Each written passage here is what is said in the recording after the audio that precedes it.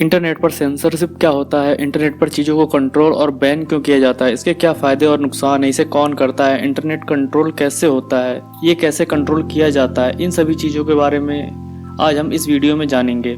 Internet पर information को control करना, डिवाइड करना और बैन कर देना, ये स्टेप होते हैं इंटरनेट को सेंसर करने का। और यही फिजिकल दुनिया में भी काम करता है।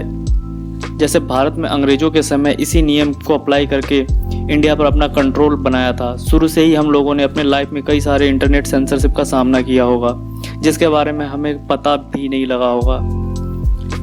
हमें इतनी जानकारी ही नहीं उपलब्ध होती थी कि हम इसके बारे में जान सके। जैसे बचपन में माता पिता कई वेबसाइटों को ओपन करने से मना करते थे, लेकिन इस बात से हमें कोई प्रॉब्लम नहीं थी और हमें इंटरनेट के खतरों से बचा लिया गया, क्योंकि बचपन में दिमाग इतना डेवलप नहीं होता है कि वो गलत सही का फ़र्क कर सके। फिर जब हम स्कूल कॉलेज में गए तो एक बार फिर से हमारे सामने इंटरनेट की फ्रीडम छीन ली गई और कॉलेज के कंप्यूटर में केवल एजुकेशन वेबसाइट ही ओपन होता था। हम अपनी मनपसंद वेबसाइट को सर्च नहीं कर सकते थे। यहाँ सिर्फ वही वेबसाइट ओपन होती थी जो हमारे टीचर चाहते थे। इसके बाद में जब हम जॉब करते थे, वहाँ हमारी लाइफ स्टाइल काफ़ी अच्छी हो जाती है। हमें लगता है कि हम अपनी लाइफ फ्रीडम के साथ जी रहे हैं, पर हमारे इस आज़ादी का एहसास हमें तब होता है जब हम कंपनी के कंप्यूटर और इंटरनेट का यूज़ करके अपनी पसंद का कोई वेबसाइट सर्च नहीं कर सकते, लेटेस्ट क्रिकेट स्कोर पता नहीं कर सकते। तब हमें पता लगता है कि हमारी लाइफ में आज़ादी तो केवल कॉलेज या स्कूल टाइम में थी, पर इसकी शिकायत भी हम किसी से नहीं कर सकते। ऑफिस में बिताया हुआ समय हम अपने लिए एक बिना दिमाग वाले रोबोट की तरह इस्तेमाल करते हैं, जो केवल वही कार्य करता है जो उसके बॉस या उसके अधिकारी करने के लिए कहेंगे। अधिकतर देशों में परंपरागत मीडिया जैसे टीवी, न्यूज़पेपर, रेडियो पर वर्षों से सरकारें नियंत्रण रखती हैं। इंटरनेट पर कंट्रोल की ज़रूरत इसलिए है क्योंकि इसके द्वारा हम जियोग्राफिक समस्याओं को पार करके किसी एक जगह की खबर को पूरी दुनिया में फैला सकते हैं। हम किसी भी जगह और किसी प्रकार की इन्फॉर्मेशन प्राप्त और भेज सकते हैं। इंटरनेट पर सेंसर लगाने के बहुत से कारण हैं, जैसे सिक्योरिटी रीजन, गवर्नमेंट लॉ के कारण, financial benefit, moral reason, bandwidth ज़्यादा यूज करने वाली वेबसाइटों के कारण वेबसाइटें बैन कर दी जाती हैं, टाइम और रिसोर्सेज को सेव करने के लिए, अनजानी और अप्रिय घटनाओं को रोकने के लिए। जब आप सेंसर वेबसाइट पर विजिट करते हो तो हमेशा एक्सेस डिनाइड का मैसेज शो होता है। कई गवर्नमेंट और कंपनी तो लोगों को बता देती हैं कि स्पेसिफिक वेबसाइट सेंसर है, पर कई बार ऐसा होता है कि वो लोग तो ये बताती भी नहीं और रिडायरेक्ट कर देती हैं किसी अदर वेबसाइट पर, जो कि एक फेक वेबसाइट होती है जो यह बताता है कि ये वेबसाइट नहीं पाई गई। इंटरनेट पर सेंसर होने वाले मटेरियल हैं social networking site, video streaming site, sports, blog, Torrent, online gaming, instant messaging, web based application, child pornography, pirated site, USB port, news website, terrorist activity related website, illegal weapon, drugs, financial fraud से related website. मैं ये नहीं कह रहा कि ये सब ठीक है। जो चीज़ गलत है उसको इंटरनेट या समाज से तुरंत हटा देना चाहिए या उनका उचित उपाय करना चाहिए। ऐसी इनवैलिड वेबसाइटें जो कंट्री की सिक्योरिटी, पीसफुल और सोसाइटी वेलफेयर के अगेंस्ट है, उनको तुरंत सेंसर कर देनी चाहिए। इसी तरह से कॉरपोरेट सेक्टर में भी कानून नियमों से जो ठीक है उसको सेंसर कर देना चाहिए, पर इसकी जानकारी उपयोगकर्ता को साफ और स्पष्ट रूप से दे देना चाहिए कि किस वजह से और किन कारणों से इनको बैन किया गया है। अपनी ब्लॉकिंग पॉलिसी के बारे में सरकार और कंपनी को स्पष्ट रूप से बताना चाहिए।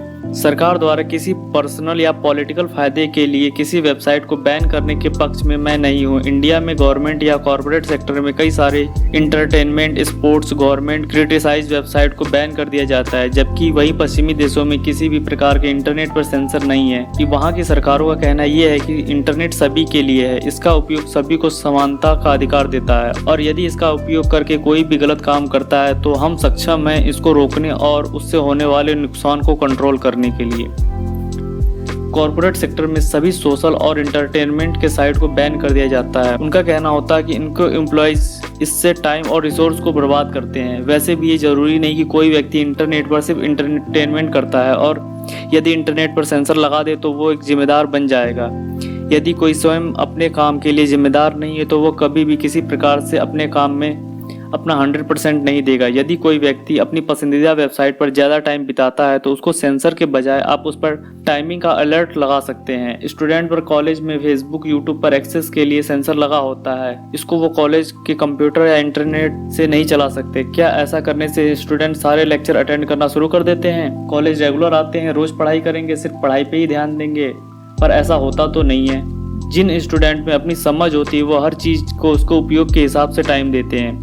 हर काम जरूरी होता है, पढ़ाई, इंटरटेनमेंट, दोस्त, खेल, पर हर एक का टाइम होता है। अगर आप सभी कामों में ज़रूरत के हिसाब से टाइम देते हैं तो सब ठीक है, कोई प्रॉब्लम नहीं है। पर कोई हमें ज़बरदस्ती करके हमारे ऊपर रोक लगा के हमसे अपने मन का काम करवाना चाहे तो ये गलत है। इससे हमारी स्वतंत्रता खत्म हो जाती है और लाइफ में कुछ नया नहीं सीख सकते, कुछ नया नहीं कर सकते। पश्चिमी देशों में नेट पर कोई रोक न होने पर भी वहाँ के स्टूडेंट अच्छे परिणाम देते हैं। दुनिया बहुत तेजी से आगे बढ़ रही है। यदि हम पर इंटरनेट या वेबसाइट पर प्रतिबंध लगाया जाता है तो हम दुनिया के साथ नहीं चल पाएंगे और हम अपनी क्षमताओं, बुद्धि और ज्ञान का विकास नहीं कर पाएंगे। उदाहरण के लिए दुनिया में कोई भी घटना होती है तो वह सबसे पहले सोशल मीडिया पे आती है, ज़्यादा से ज़्यादा लोगों तक पहुंच जाती है, उसके बाद न्यूज़ में आती है। यदि सोशल मीडिया पर प्रतिबंध होता है तो हम दुनिया से पीछे हो जाएंगे। तो कंक्लूजन ये है कि इंटरनेट पर केवल राष्ट्रीय हित, सुरक्षा, फ्रॉड, शांति, बच्चों से संबंधित गैर कानूनी वेबसाइट, ड्रग्स, वेपन, ऐसी चीज़ों को इंटरनेट से केवल बैन ही नहीं करना चाहिए, उसको हटा देना चाहिए। सरकार को इतना सक्षम होना चाहिए कि इंटरनेट पर होने वाली किसी प्रकार की घटना को वो तुरंत रोक सके। यह इंफॉर्मेशन और टेक्नोलॉजी का युग है। यदि इंटरनेट पर प्रतिबंध कर दिया जाता है तो हम इस विकसित दुनिया से कहीं ज़्यादा पीछे हो जाएंगे और हमारा ज्ञान और विकास दोनों ही रुक जाएगा।